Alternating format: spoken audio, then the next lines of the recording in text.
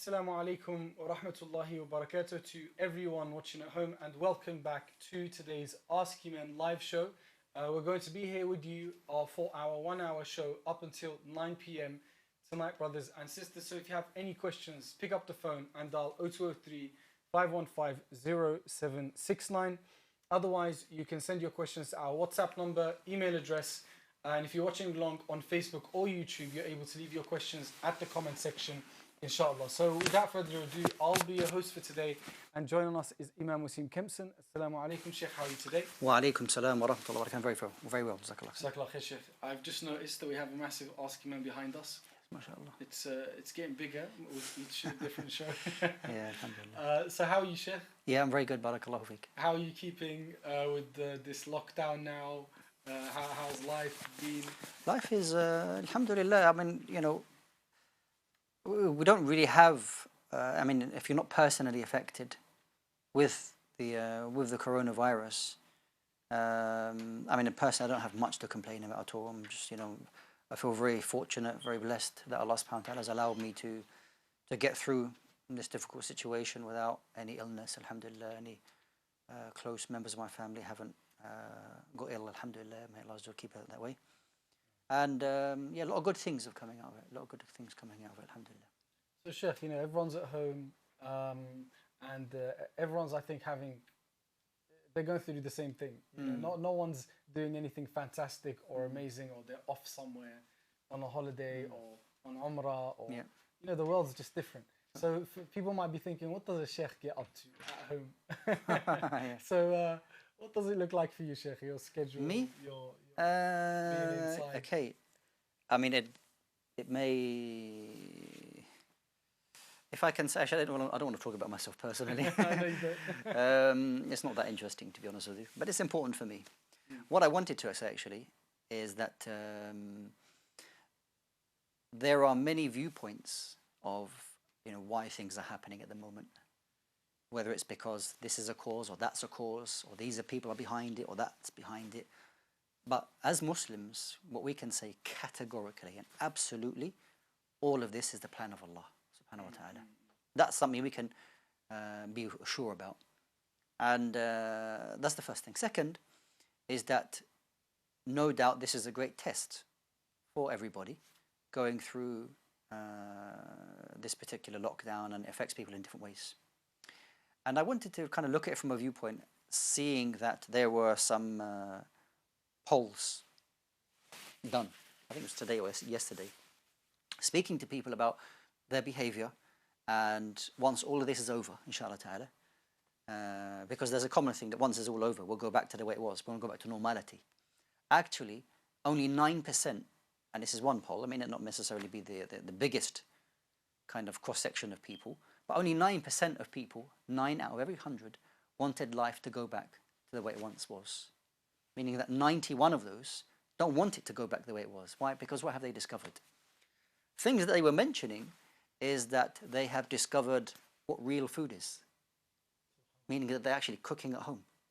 And they're not living off fast food and unhealthy food, quick meals, microwave meals, unhealthy meals and things like that. They don't do that anymore. They're actually cooking from scratch, buying things like flour, which is a rarity now. You can't find flour in shops. At least I can't find it. So they're cooking from scratch. And they said they're getting in contact with, not only getting in contact with family members, but they have more of a relationship with their family members. Albeit you might not be in the same home, but you're using all the different ways of contacting people, speaking to them via video call, via messages, and using all the different types, all different platforms you can to get in touch with your closer family and distant family, something they never did before. So if it was that they're going to go back to the way they were before, they go back to their old unhealthy eating habits. Some people now are exercising more than they did before. I don't want to go back to the way I did before because I'm not exercising. And I now have a relationship with my family that I didn't have before. These are just some of the reasons. Another one was that I'm spending less money. Yeah. I'm spending less money, meaning that the times before I just go to the shops, I'm just going to the malls and going to these shops and buying clothes and shoes and bags and all these things unnecessarily. Coffee. Coffee as well. Yeah. Because exactly. shops are closed. People Yeah. spend easily £3, £4, £5 Yeah. a day on coffee. So all of these things that they used to just not think about and spend, suddenly they find I'm not spending that money Yeah, anymore. yeah.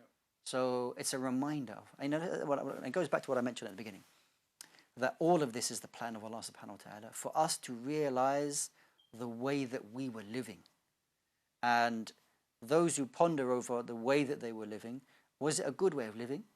Or was it, I don't want to say a bad way of living, but is there a way that you can improve the way that you are living? Now you're doing things which are so much more natural and organic. Yeah. Speaking with your family more often, cooking with your children, and doing things at home with your children. Realizing that real sa'adah, real happiness was really closer than you thought it was with your own family. You don't have to spend loads of money on new clothes or new items and gadgets to feel a bit happy. You don't need that anymore. You can just spend time with your own family. So it's almost like we go over this particular issue at the moment. It's not about going back to normality. It's about when this is all say it's over. Who knows when that's going to be? But when things become a little more relaxed, then we want to define the way our lives really we want them to be. So it's a good opportunity for all of us to, I think, to think like this. Allahu A'lam. Thank you, Shaykh. Jazakallah khair. Just a reminder to everyone watching at home, if you'd like to ask questions to our Shaykh, you're able to give us a call on 0203 5150 769. You can also send your questions to our WhatsApp number, which is on 074 2239 8833. And if you want to send your questions, you can also use this number to call us from outside of the UK. If you want to send your questions on WhatsApp, on Facebook or YouTube, then you're able to leave them at the comment section and we can take them from there as well, inshallah. So our next question, Shaykh, is from WhatsApp. And the question is, our first question for today is, I'm currently working as a security guard on a location where I am the only person on site. I am on site for 12 hours and I do not leave the site during my shift as I am not supposed to. And I have to conduct patrols of the premises, which I do. It goes on a little bit, Sheikh. On some occasions, I take a nap where I am not in deep sleep and am aware of my surroundings. However, on a number of other occasions, I have taken a nap where I have fallen into deep sleep. No doubt my employers would not be happy with the fact that I take these naps. After thinking about my actions, I have come to realize that I am cheating the company by doing this. I want to rectify the matter ASAP. My question is, for the hours that I have been sleeping, is my earning halal? If not, what can I do with that money as I cannot return it to the company? Can I free myself from the money and give it as sadaqah to an Islamic charity? Okay. So this is a good question. Not only that, I'm sure it affects the brother's situation. May Allah bless him for his honesty. That impacts everybody who's at work, really. That when an employer is paying you, they pay you for a job, and slipping away or not doing the job appropriately is something that you should be accountable for. Take yourself to account. So what I would say in this situation is that there's no I'm assuming that nothing happened while you were napping or something like that. And if nothing happened doing your job, then I don't see an issue, inshallah. You don't necessarily have to tell your employer. But from now on, that you realize that you're not going to be sleeping and you're not going to be taking it easy on your job. But if you feel personally that there was a number of hours that you didn't do your work and you want to give that in charity to somebody to make that up, you can do that, inshallah ta'ala. Thank you so much, Sheikh. Thank you to everyone who's tuned in so far. That brings us to the end of this part of the show. We're going to be back after a short break for a few minutes. For now, stay tuned. Wassalamu alaikum wa rahmatullah.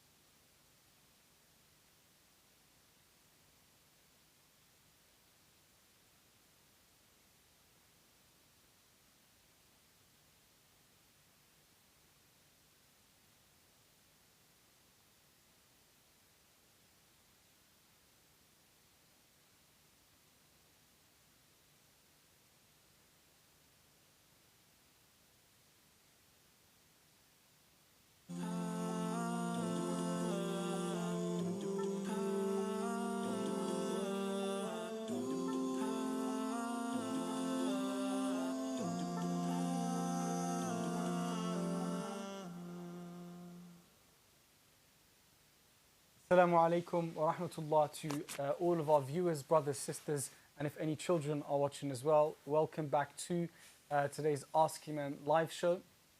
We're going to be here with you up until 9 p.m. to take your calls, your messages, and answer your questions by our Imam today, Shaykh Wasim Kempson. Assalamu alaikum, Shaykh. Welcome back after the break. Wa alaikum salam wa rahmatullah. We hope everyone at home is well. Actually, better, we pray to Allah, everyone at home is well and safe. May Allah make it easy for anyone who's going through any difficulties. So, brothers and sisters, if you have any questions you'd like to ask our Shaykh today, pick up the phone and call us on 0203 515 0769 or send your questions to our WhatsApp number on 074 2239 8833. Both these numbers will be coming and going at the bottom left side of your screen throughout the show, inshallah. Assalamu alaikum, Shaykh. So our next question is going to be from WhatsApp, and the question is, my name is Miftah from Nigeria. Thank you for tuning in all the way from Nigeria. I just want to ask a question, and the question is that my house is not far from the masjid. Meanwhile, our federal government didn't allow us to pray in congregation for now due to the coronavirus. Please, I need your enlightenment. Okay, so in situations where your particular government, and here, as you mentioned, you live in Nigeria, it's a must for you as a member of the community to listen to the advice that's given to you by your government and not to disobey them. Decisions that are made are for the betterment and for the benefit of the community, okay? And it's not right for any individual to take it upon themselves to go against the advice that's given. So if you were a person who used to regularly attend the masjid and you're not able to go because of the reasons, then Allah Tabaraka wa Ta'ala will reward you, inshallah ta'ala, for that what you used to do when you were able to do that. So from a reward perspective, Allah subhanahu wa ta'ala is the most merciful, and Allah Jalla wa ala will reward you for that what you used to do. And also on top of that, you'll be rewarded, inshallah ta'ala, for listening to the advice that's given to you. So if you're in a win-win situation, subhanAllah, you're not doing the action, and Allah Azza wa Jalla is rewarding you. And by doing something else, Allah subhanahu wa ta'ala is also rewarding you for that. And imagine establishing the salah, the prayer at your home, with your family members, you're also rewarded for that. So, subhanAllah, there's so much reward in just listening to the advice that's given to us, in those who are given authority over us, which is something that Allah Jalla wa ala mentions in Surah An-Nisa. Wallahu a'lam. Thank you, Shaykh. Jazakallah khair. With that, we're going to go to our next caller of the show. Assalamu alaikum to our caller. Welcome to the show. What's your name and where are you calling from? Assalamu alaikum. Welcome to the show, sister. My name is Tahira and I'm calling from Leeds. MashaAllah. Welcome to the show, Sister Tahira. And your question? My question is about the Ramadan, because a few channels showing the date of the Ramadan is the 6 days left and the 7 days left. But I'm a bit confused. Which date can we start the Ramadan? Because the other channels, the Islam channels and there's other Islam channels also, they're showing the 7 days left. And on your channel is saying the 6 days left, which is, I'm a bit confused. But we had this issue before as well. And my request is to ulama, can you all sit together and solve this problem? Because this is the big issue for the Muslim community. And it's a big, big shame for us. Some requesting, Shaykh. Okay. Yeah, so we've got, it depends if you want to wait 6 or 7 days to the moon wars. I'm saying it in jest, but it's a reality, because there are people who view, who have different opinions, and there's a valid difference of opinion to some extent, in that you have a local sighting and then you have an international sighting. These are two opinions that do exist in Islam. And so for that reason, you may find that there will be those who start on one day and another day. As far as Eman Channel, okay, then they will go with the international sighting, as well as the other channels that the sister mentioned. I'm sure that they will go with the international sighting, which is usually from Saudi Arabia. Usually that's the case. And if that being the case, then the vast majority of people will likely follow that sighting, which is an international sighting. There are others who do local, which they're entitled to. The kind of gripe that I have, if you like, is when it gets to a situation where it's almost that you don't recognize that there's a difference of opinion and that we're right and you're wrong. And I don't agree with that, okay? Because there is a scope for difference of opinion in these fiqh issues, and to declare somebody to be, we are right and you are wrong, meaning that if you're wrong, that is to do with the validity of your fasting and whatnot, that's where we make a point and say, no, it shouldn't be like that. This is something that should be discussed between the scholars and the ulama, and the layman, those, the general masses of the Muslims, should not be impacted by these differences of opinion, okay? So there is scope for a difference of opinion, okay? But what I would say is that, and I don't, if you like, I'm not in a position to kind of be the defining opinion in this issue to say, right, sister, this is what you should do and ignore the khilafat. What I would say is that, if you do follow this particular channel, Eman Channel, then that's a safe view for you to follow, okay? And there will be many who do follow that. But if a person follows other than that with their own local sighting, okay, then they're entitled to that as well. And may Allah subhanahu wa ta'ala accept from us all. Ameen. Ameen. Thank you so much, Shaykh. Our next question is going to come from our next caller. So, assalamu alaikum to our caller. Welcome to the show. What's your name and where are you calling from?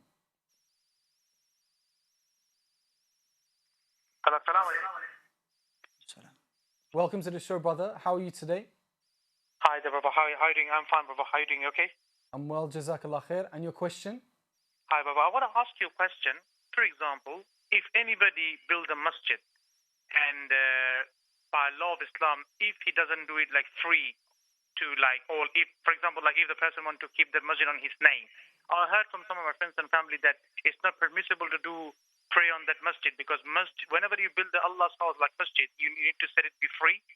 Like it should be like done by or run by a certain community, not by the personal name or personal interest. So just that's my question. Okay, thank you so much for your question. You can stay on the line to listen to the question, or you can tune in through your TV, inshallah. So Allah subhanahu wa ta'ala tells us in Surah Al-Jinn, وَأَنَّ الْمَسَاجِدَ لِلَّهِ فَلَا تَدْعُوا مَعَ اللَّهِ أَحَدًا, that the masajid, they belong to Allah subhanahu wa ta'ala ultimately, okay? The places of worship, they belong to Allah Azza wa Jal, as all worship also belongs to Allah subhanahu wa ta'ala. Now, there may be individuals who take it upon themselves to build masajid, which is one of the great actions and projects that a Muslim can do, is to build a masjid. But it is also important that when that person has built the masjid, that the masjid is there to serve the community and not to serve individual interests, okay? I'm talking completely from a general perspective. This is not to be then applied to certain situations, said, look, so-and-so said, but rather from a general perspective that the masajid should be there to serve the community and not serve individuals. If somebody is misusing the masjid, not allowing certain services which should be there for the community, then the community has the right to ask the individual that the masjid is there to serve the community. Why is it not serving the community in the correct way? If the person says that with my money I did this and I did that and so on and so forth, the person can be reminded that the establishment of any masjid is for the community and not because of their own personal individual desires and wants and needs. It wasn't built for you. Your reward, inshallah ta'ala, your reward is in the akhirah. However, in the meantime, while it's here, it's there to serve and benefit the community.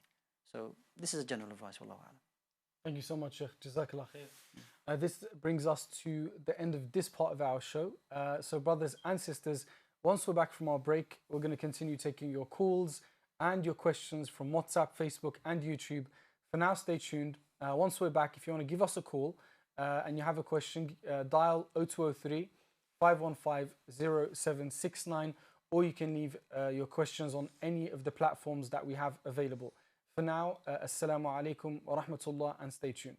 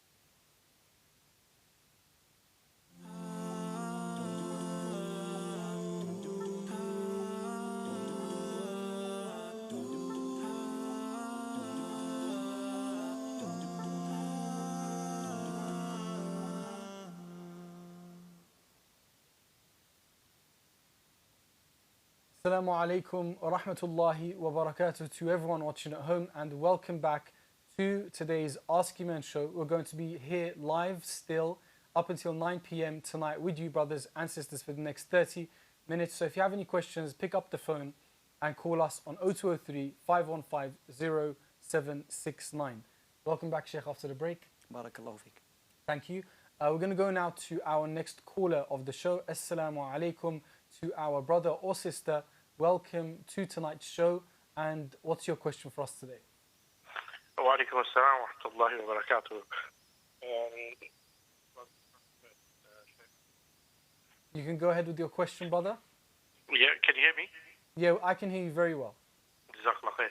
I initially had one question, but while I was waiting, I had another one. So is it okay to ask two questions? That's fine. Yep, you can go ahead. Jazakallah khair.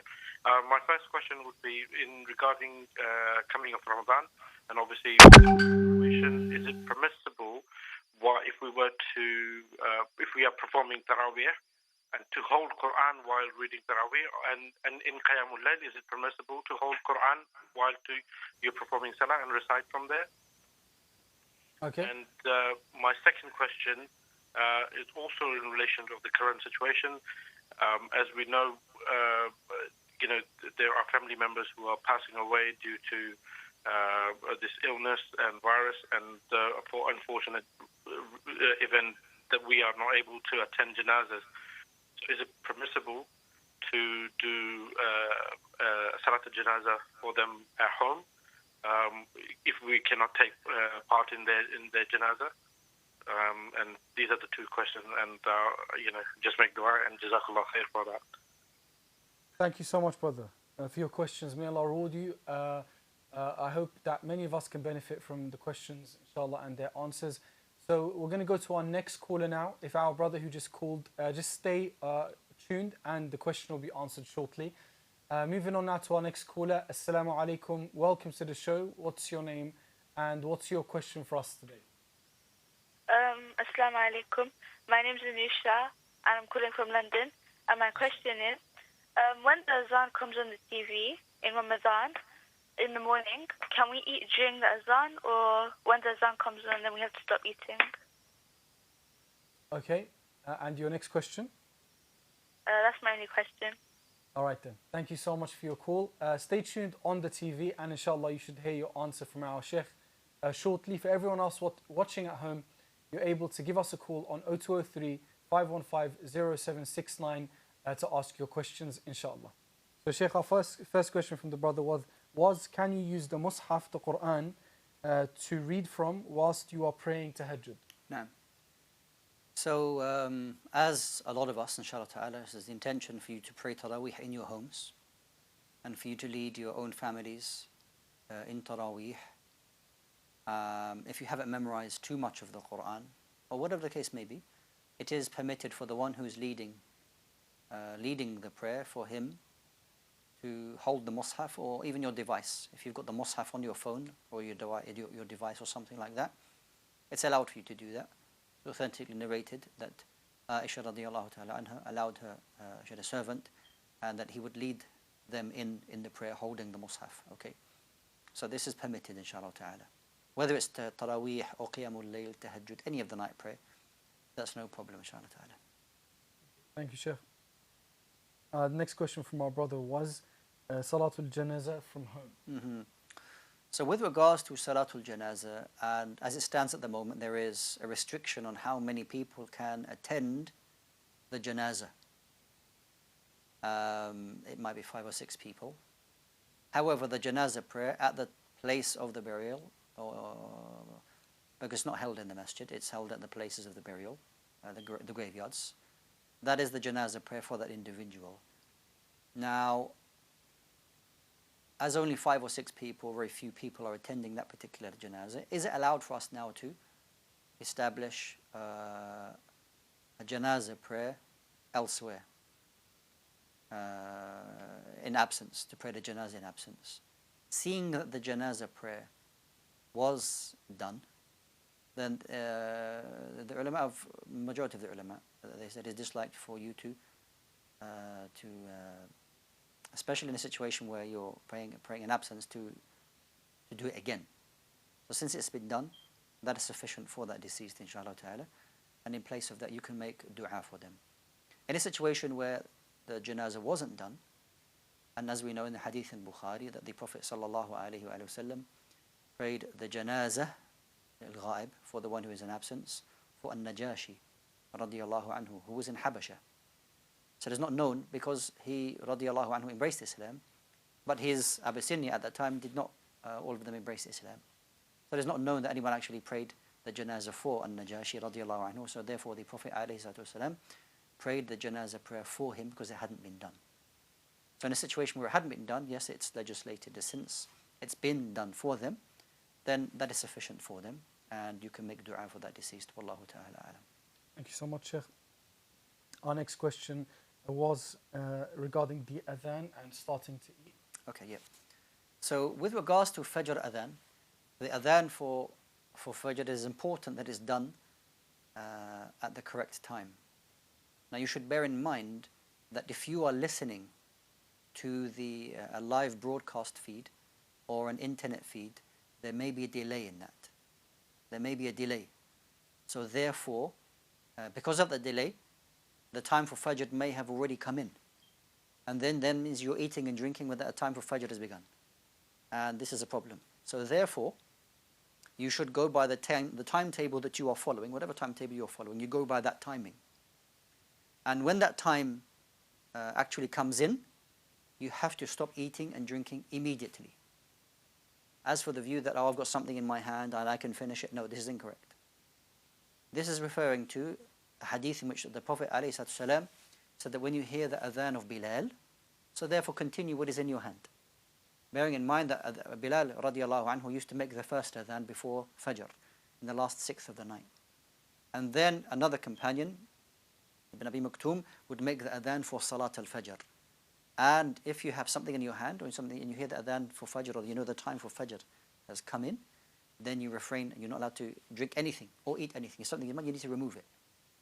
Okay? So bear those points in mind, inshallah. Understood, Shaykh. Because I think sometimes we remember parts of the hadith generally. Yeah. I'm talking about myself.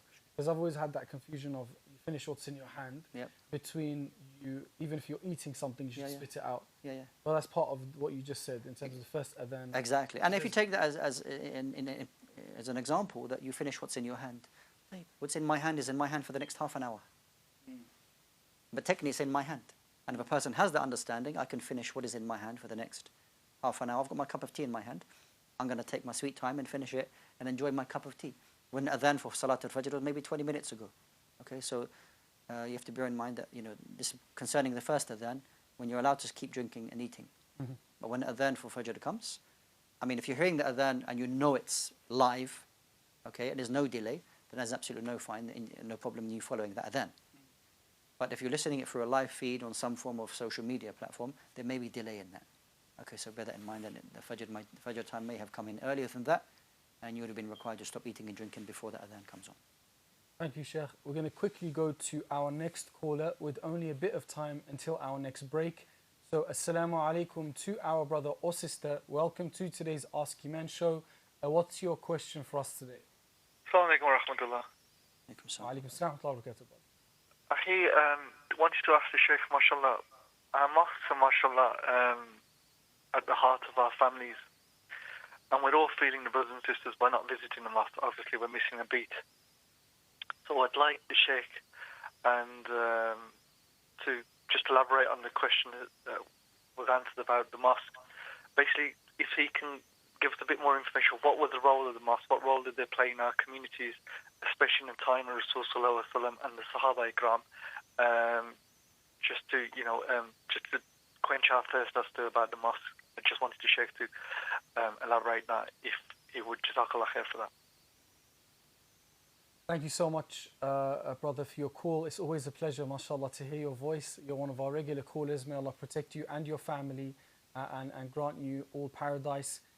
We have another caller on the line, but we are going to hold off on the question from the brother and the call until after our break. So everyone, please do stay tuned. We're going to take a short break now for a few minutes, and then we'll be back for the last part of our show.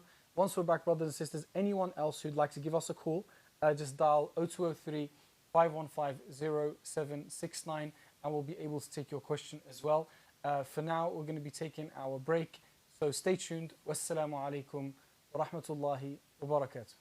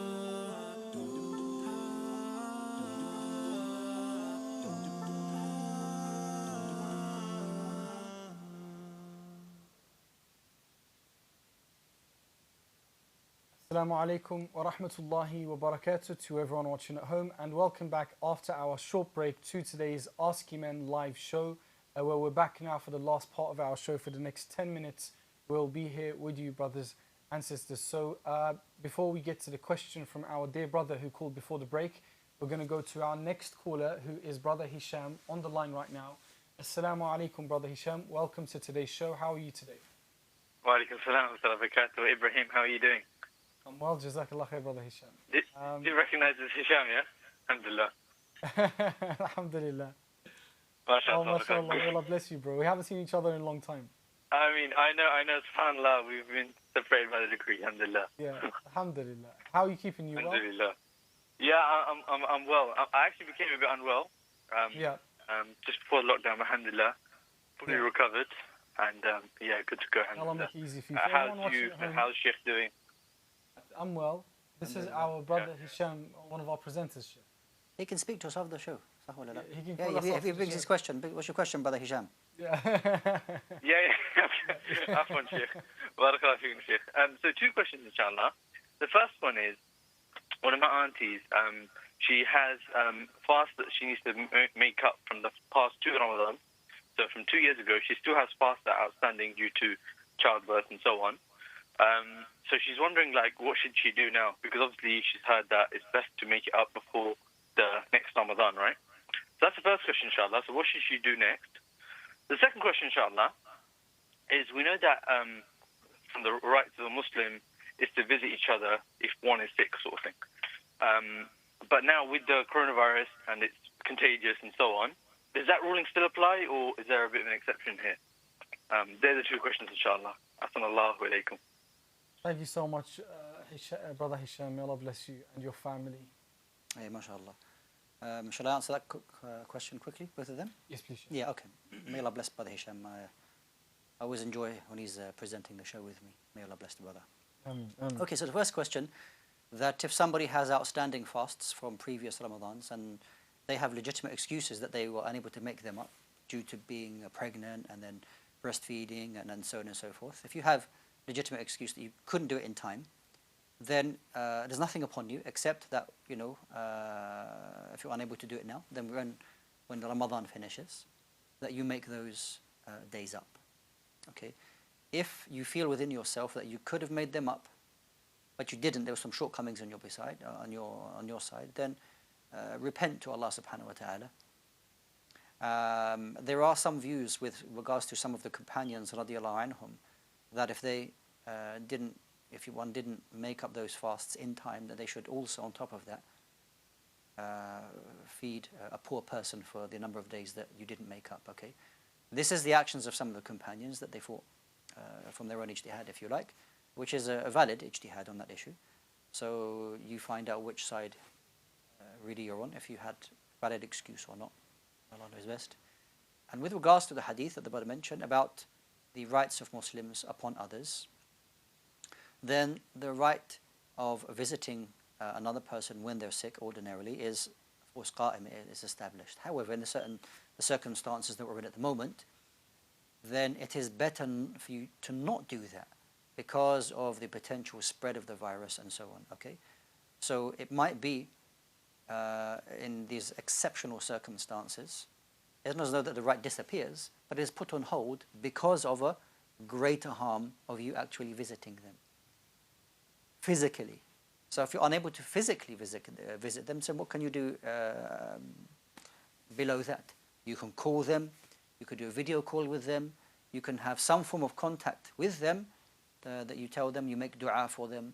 You can say that, if I was able to visit you, in circumstances, I would have visited, to make them feel better.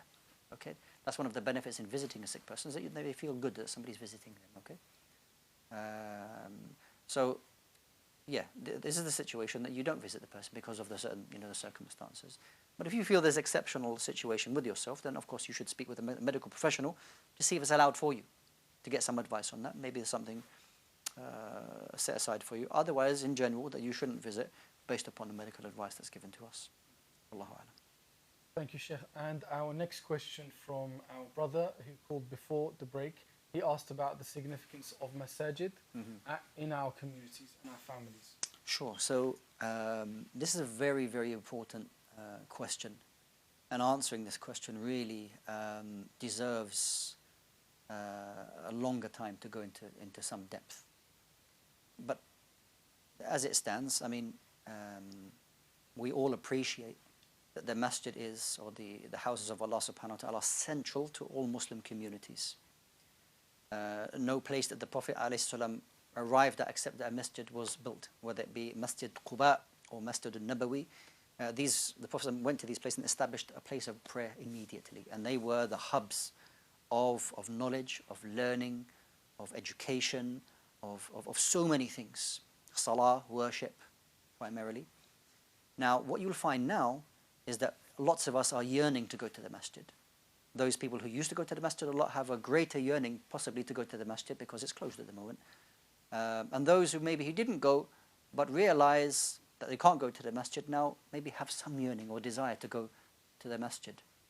What I would say is, what I have seen, is that those masajid that were serving their communities before the coronavirus, okay, now that they are closed, are still serving their communities. Okay, so those masjids who weren't really serving their communities before are most certainly not serving their communities during the coronavirus, unfortunately. So for those who were doing an outstanding job before the virus came and before the closing of masajid, they went on to become a virtual masjid in every way possible. That they have contact with the imam, can see the imam, they can see lectures, they have an attachment to the masjid. those masajid that weren't serving their communities, nothing is happening now. And it is an opportunity for those people who have responsibilities over masajid to rethink their strategy of how we can best serve our communities. It's easy to give them a hard time that you've not done nothing in the past and you're not doing anything now. It's easy to do that, but that's not necessarily the best way of moving forward. But what I would say is that Allah subhanahu wa ta'ala has allowed all of us to take stock of our families, of our work, of our time, our money, our masajid, so many things. Time is somewhat kind of standing still for a lot of us in that things are put on pause. That when things start moving again, am I going to go back to the way that I was before? Or am I going to step up and then make an improvement in the responsibilities that were given to us? And this is like every test. A test is a reminder for where you were and the direction when the test is over, in what direction that you are going in. If you become a better person after that test, then inshallah ta'ala you pass that test. If you go back to your old ways, it could be a big indication that you are simply failing the test that Allah subhanahu wa ta'ala gave us all. Okay? So each and every single person, if they have it within their hearts, within their iman, to find out this is where we were, and this is a wake-up call for all of us, and that we need to make a lot of changes, then they need to make those necessary changes. It's not too late, because for the foreseeable future, at least Ramadan as well, what plans do we have for Ramadan? Is it about now scraping around online groups and saying, right, what we're going to do for Ramadan? Okay, it's 1 week for Ramadan. Okay, not that it's too late, but if you're just coming to realize that now Ramadan is 1 week away and what we should do, it means, again, you're not learning from the mistakes that you did in the past. Plans for Ramadan, virtual or in reality, should be there in place. For the past month, we know what the situation is. And if you've not arranged anything, may Allah subhanahu wa ta'ala guide you to that what is best for yourselves, because antum mas'ulun. You will be questioned yawm al-qiyamah about the responsibility that was placed on your shoulders. And for certain, if people are not carrying out their responsibilities, it is better for them to walk away to save their own souls and save themselves in front of Allah subhanahu wa ta'ala. For what are you going to say when you did not carry out the responsibilities that were given to you? As for others, that they realized that we didn't do it, we fell short, and they moved to improve, then alhamdulillah. And those who were doing good before and continue to do good and want to take things even further, then these are the people, these are the masajid that we need in our communities and that we need to look to and seek advice from. Okay?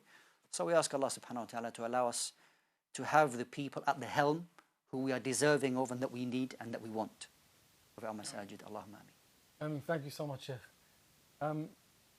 Thank you so much to everyone who's tuned in today. Apologies for any callers on the line or questions we haven't been able to cover today. We will be back tomorrow at the same time at 8 o'clock with Shaykh Wasim Kempson. So do come back tomorrow at the same time and we'll continue from today, inshallah. For now, assalamu alaikum wa rahmatullah.